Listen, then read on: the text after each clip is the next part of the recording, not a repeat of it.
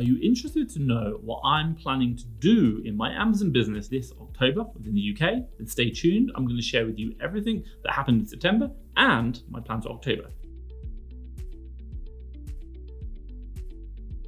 Right, if you don't know who I am, my name is Thomas Parkinson, and I've been selling on Amazon now doing online arbitrage for the last 5 years. Now, I'm currently a 7-figure Amazon seller in the UK and again in the USA, and hopefully I can expand into another marketplace in the near future. If you're interested in learning about my journey and what I'm learning as well, do make sure you hit the subscribe button down below. Now, enough about me. What are we going to talk about? Well, first things first, we're going to give you, let's go for a recap of what happened, what my plans in September, what actually happened. Number 2, let's talk about my plans for October. And finally, number 3, I'm going to share some personal advice, thoughts, top tips and tricks, things to think about. Maybe mindset is going to help you out as well. So let's get started. Let's give you a recap of my plans for September. I mentioned last month was that the goal that we were trying to do was £195,000. That's pretty good. It's actually quite low in considering what we've done in the past. I think we've done over 350 some months, 400 in December. Hopefully again this December we'll do it, but 195,000 for the month of September. Now, as of the time of filming this right now, it's not really looking very likely, and I'd probably say it's an element of the current situation in the UK. A couple of things I'll explain why. Number 1, obviously everyone's talking about electricity bills, energy bills in the UK. That's a big concern, so I think spending is going down. Number 2, I think also, unfortunately, the Queen passed away, and she's done so much for this country, but I do think obviously that did have an impact. A lot of sellers mentioned that as well. And then third, the other one that we kind of looked at was that we've been having problems around our repricer. Basically, we found out there were a large number of SKUs which basically weren't repricing our rules as part of the automation, and as a result, they weren't doing what we expected. Some of them were selling for a loss, some of them weren't repricing where they needed to be, and we just saw changes, anomalies in our figures with our ROI and our profit. So with that being said, we're definitely working on that repricer issue and to get it fixed, but I'm hoping obviously the economic situation will change as well, and we can know more from that. Not only that, in regards to revenue, I also mentioned that we started ordering items that were fast selling for last Q4, ready for now. After extracting the sales and the data going through Seller Central and our previous purchases as well, we had to go through, check the stock availability,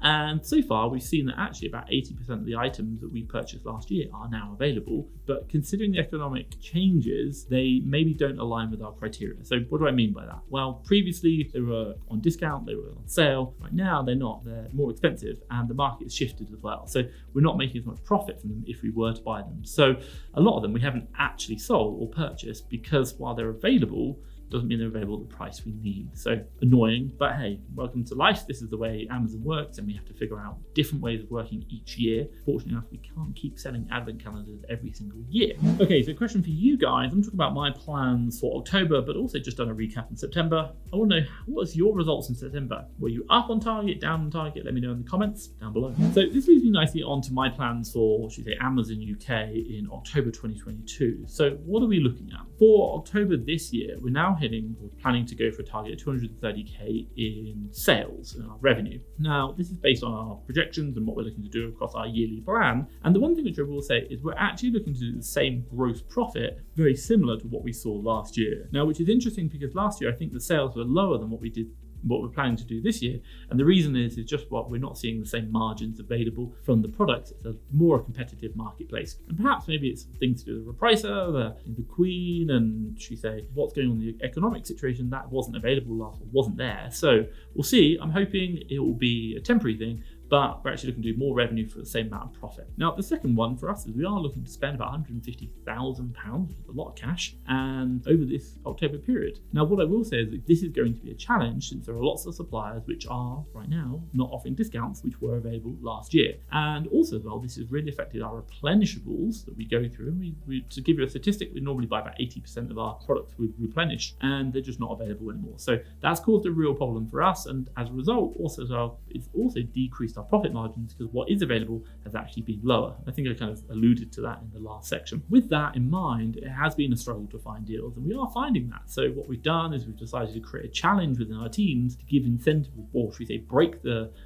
sources into teams and then create incentives around higher spend, what we're doing, how they're doing it, and really to generate not only spend, but also actual gross profit on sales. That's the most important part. Now, hopefully this challenge is going to improve not only the productivity of the team, but also the efficiency and the gross profit for our business. Now, this leads me quite nicely onto my third point, which is to assign categories per team. Now, like I just shared in my previous video, within my business, we have our Amazon business and our lead service. And what we found is they were finding the same deals. Now, what we've done is we've just merged them into one, which is great. But when you've got 25 to 30 VAs, it's like, and what you don't want them all doing is looking at Argos and finding the same deals. That's just counterproductive. So what are we doing? Well, we're looking at either assigning them a category or assigning them a store as different options. Why? To avoid, number one, duplication of work, and also number two, to avoid duplication of deals. Now, the fourth area is that we're doing is we're working with our Repricer and the team behind that as well, and to address the issues that we've seen identified with it. Now, like I said earlier, we've had issues with our Repricer whereby the rules weren't being implemented on the SKUs, which affected the Amazon business. And we had to go through and manually check them and identify them and give case logs of like, this product isn't working.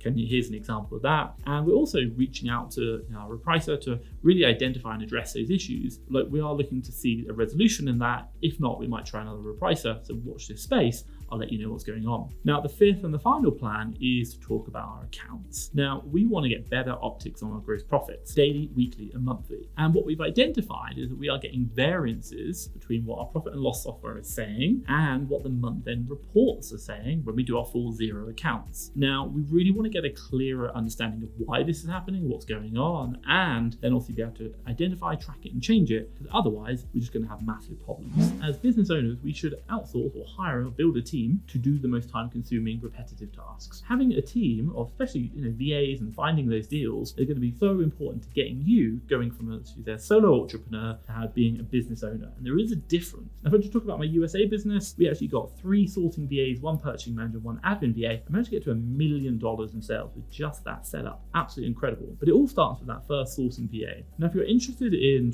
learning about sourcing VAs, what they can do and how they can do it, do check out the Fast Track FBA VA Academy. Now, why do I say this is because for a one-time fee, we find, hire, and train a virtual assistant to do sourcing within your business, and we'll support them for 12 weeks. In addition to that, you get weekly support calls with us. You get all the documentation we have, all the SOPs, everything you need, any questions you've asked. If there's any problems, my team will jump in and support your VA and you to make sure you get on track. Now, if you're interested and want to know more, hey, we offer a free 30-minute consultation call as well to answer any questions you have. Do have a look at the link down below, fasttrackfba.com/VA. Trust me, I think you'll love it. Now, this leads me nicely onto my third chapter, which is really personal advice for you and what I've learned. Now, like I said earlier on, the Fast Track FBA sourcing team has now merged with the Amazon team, and we've created one big team. That's been a real challenge. So you might be asking, what are some top tips you can have about leading and managing a growing team? And here's what I'd have to say. So when we talk about managing VAs and the way I do it, is everyone's you need to tell them what to do. And that's the common kind of mindset behind it. It can work for 1 or 2 VAs. So once you start getting 3,